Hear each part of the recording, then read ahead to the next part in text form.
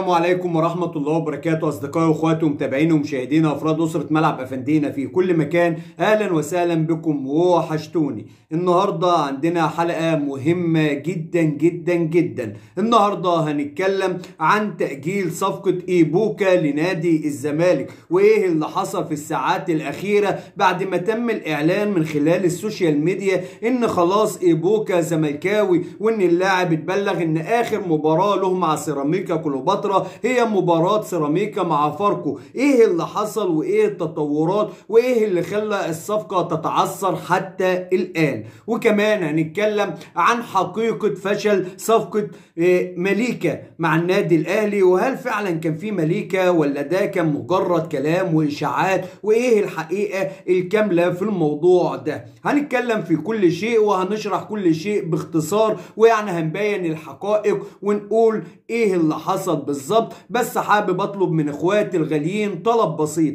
فضلا منكم وليس امرا، ادعم اخوكم باللايك، واللي لسه مشتركش في القناه فضلا منك وليس امرا اشترك في القناه وفعل زر الجرس عشان يصلك كل جديد وتكون واحد من افراد اسره ملعب افندينا. نخش في تفاصيل حلقتنا بقى. طب يلا بينا. بص يا سيدي، إيبوكا الزمالك كان خلص معاه، وإيبوكا الزمالك مضاه، وخلص كمان مع نادي سيراميكا كليوباترا، وخلاص اتفقوا على المبلغ المادي، وخلاص اللاعب كان المفروض هينضم يا النهارده يا بكره بالكتير داخل أروقة نادي الزمالك. وكل الزملكاويه كانوا فرحانين بالصفقة لأنه بديل قوي بالنسبة لسامسون وسيف الدين الجزيري اللي بيأدوا بأداء سيء جدا جدا جدا داخل نادي الزمالك. لكن فوجئنا ان الصفقة تعطلت. هي ايه الاسباب؟ ايه الحكاية؟ هو سيراميكا كليوباترا لغت الفكرة؟ هو إيبوكا مش عايز الزمالك؟ لا لا لا خالص، الموضوع مش كده. الموضوع باختصار ان في بعض الوسطاء او الوكلاء لعبوا في دماغ نادي الزمالك وفي دماغ مسؤولي نادي الزمالك، وقالوا لهم كده ان ناصر منسي افضل من إيبوكا وهيبقى سعره اقل من إيبوكا، وكمان اللاعب نجيبه واللاعب ده يعني بلاش إيبوكا. طب ليه يا اخوانا بلاش إيبوكا؟ لا، مصل ناصر منسي ناصر منسي ناصر منسي ناصر منسي، والزن اشتغل على دماغ معالي المستشار مرتضى منصور وعلى امير مرتضى منصور اللي خلاص اجلوا الصفقة شوية. طيب ليه بقى الناس بتعمل كده؟ الوسطاء ولا الوكلاء دول عايزين ايه؟ منهم واحد عايز يبوظ الصفقة بأي شكل بأي تمن، المهم ان الصفقة دي ما تتمش. ليه يا عم أفندينا؟ لأنه وكيل سامسون أكينولا، والزمالك هيجيب إيبوكا فهيبقى عنده التلاتة مهاجمين محترفين، وطبعا الزمالك لازم يطلع منهم واحد، مستحيل يعني يكونوا تلاتة في مركز واحد ويكونوا التلاتة محترفين، والأقرب إنه يخرج سامسون أكينولا، والوكيل مش عايز يخسر، الوكيل عايز سامسون يبقى موجود في الزمالك. هيوديه فين؟ ده حتى سيراميكا يا ولده رفضته إن تاخده في صفقة تبادلية مع إيبوكا، مش هيعرف يسوق اللاعب، فبالتالي عايز يبوظ صفقة إيبوكا عشان سامسون يبقى موجود. طب هو مجلس إدارة نادي الزمالك انت لسه بتثق في الوكيل اللي جاب لك سامسون أكينولا؟ يعني انت بعد الأداء الهزيل للاعب ده وبعد المستوى الوضيع اللي اللاعب بيقدمه مع نادي الزمالك لسه بتاخد رأي الوكيل ده ولسه شايف ان هو اللي يقول لك مين اللي يجي ومين اللي يمشي؟ وبعدين سؤال أهم من ده، هو مش المفروض ان الصفقات بتيجي من خلال فيريرا؟ يعني فيريرا اللي يكون موافق على اللعيبه، ولا بلاها ناديه خد سوسو، بلاها سوسو طب تعالي انت يا ناديه؟ ايه الوضع؟ ايه الحكايه؟ ده باختصار موضوع إيبوكا. طب ما يمكن يا عم أفندينا الموضوع متأزم ماليا. هقول لك لا، ما هو الزمالك أعار يوسف أوباما لفريق سعودي وجاب منه 700 ألف دولار، يعني حوالي 23-24 مليون جنيه، وسيراميكا كانت عايزة من 25 ل 30 مليون جنيه، يعني المبلغ بقى قريب جدا. والزمالك كان متفق أصلا إنه هيدفع الصفقة على قسطين، القسط الأولاني هيبقى مبلغ كبير والقسط الثاني عشان مبلغ صغير كان ممكن يدفع فلوس اوباما ويجيب الصفقة.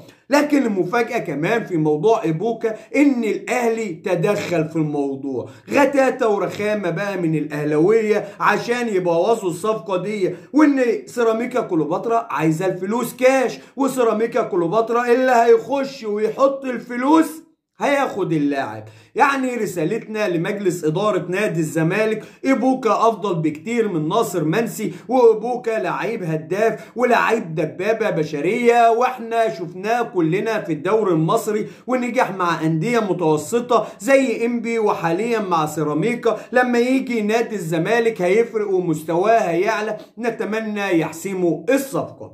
طب إيه يا سيدي بقى موضوع موليكا؟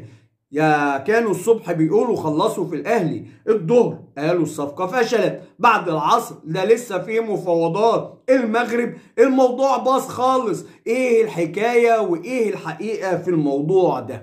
هقول لحضرتك بس ادعم اخوك باللايك، واحده زربو والنو على اللايك، واللي لسه ما اشتركش في القناه فضلا منك وليس امرا اشترك في القناه وفعل زر الجرس عشان يصلك كل جديد وتكون واحد من افراد اسره ملعب افندين. الحقيقه مفيش موليكا، الحقيقه ما كانش فيه مفاوضات اصلا مع موليكا. يا عم انت بتقول ايه؟ ده كل مأكد ان فيه موليكا. هقول لك والله ما كان فيه موليكا.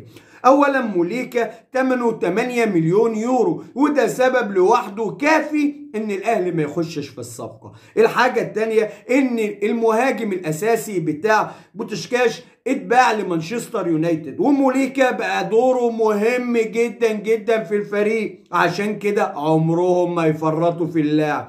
تالت حاجة اللاعب كان بيلعب أساس النهاردة في فرقته. رابع حاجة المدير الكورة أو المدير المسؤول عن النشاط الرياضي في الفرقة صرح وقال مين اللي قال إن احنا هنبيع موليكا؟ موليكا مش معروض للبيع أصلا، وموليكا ثمنه 8 مليون يورو. ده لو فكرنا إن احنا نبيعه عايزين فيه 8 مليون يورو. مفيش أي حاجة عن الموضوع ده.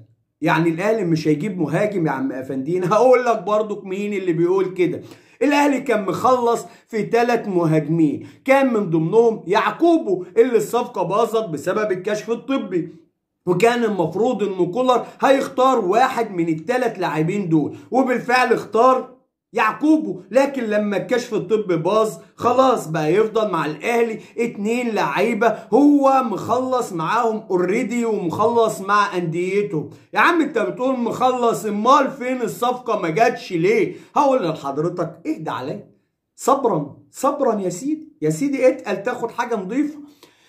اللي معطل الصفقة لحد دلوقتي هو كولر نفسه، اللي لسه لحد دلوقتي ما حسمش امره ولا حسم مصير ال2 لعيبة. يعني ايه؟ يعني المفروض ان كولر هيختار لاعب من ال2 اللي كان الاهلي مخلص فيهم عشان ينضم للنادي الاهلي، ومجرد ما كولر يقول اللاعب ده خلال 3 ايام هيكون اللاعب موجود داخل اروقة النادي الاهلي، لان الاهلي مخلص مع ال2 لعيبة ومخلص مع انديته، ما عليه انه هيدفع الفلوس واللاعب يجي النادي الاهلي. وعشان اطمن الجماهير الاهلاويه صفقه المهاجم هتكون موجوده داخل النادي الاهلي قبل لقاء الزمالك والاهلي اللي هو يوم 21. يعني ممكن يلعب ماتش القمه ده بتاع الكولر بقى، يلعبه ما يلعبوش ده موضوعه وهو حر فيه. بس انا بقول لحضراتكم المعلومات المؤكده والنهائيه، الاهلي مخلص في 2 مهاجمين افارقه ممتازين، هيختار منهم واحد،